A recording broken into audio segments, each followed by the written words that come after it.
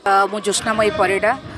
बिजु महिला जनता दल जोन सभापति आज केन्द्रापड़ा बस स्टैंड रु आरंभ करी आज कलेक्टर ऑफिस प्रांगण रे नारी अधिकार अभियान अनुष्ठित हो जाइए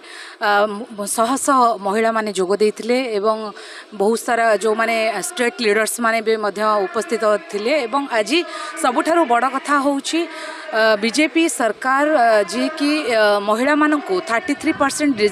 रिजर्वेशन दबारे विफल होइछि एवं नारी मानकु सुरक्षा दबारे भी विफल होइछि। सबुठारु प्रथम कथा हैला नारी रो सुरक्षा, नारी रो जो स्वाधीनता एवं नारी रो अधिकार आज क्षुण्ण होइछि। खाली आज ओडिशा नुहे सारा भारत वर्ष रे प्रत्येक जगार माटी आज निर्यातना पाउछि एवं देखिबे एबे रिसेंटली गोटे छोट छुआ 3 वर्षर छुआ सामना रे माटा को जो टाइप रो मर्डर कराला आपण एबे देखिबे गोटे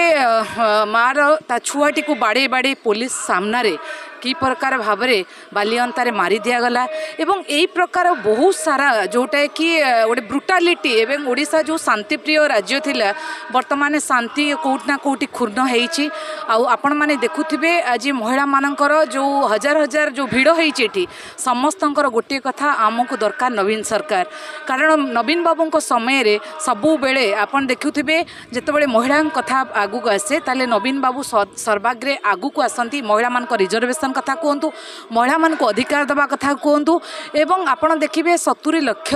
महिला मानकु जेपळे मिशन शक्ति माध्यम रे कि प्रकार भाव में स्वावलंबी करथिले। आज माँ मानकु सुभद्रा योजना रे गोटे केमती भंडे दिया जाइछि, गोटे मार अधिकार कोन 5000 टंका रे तो यहीटा निहाती भाव में प्रश्नवाची। आमे सरकार को केंद्र सरकार वर्तमान जहाँ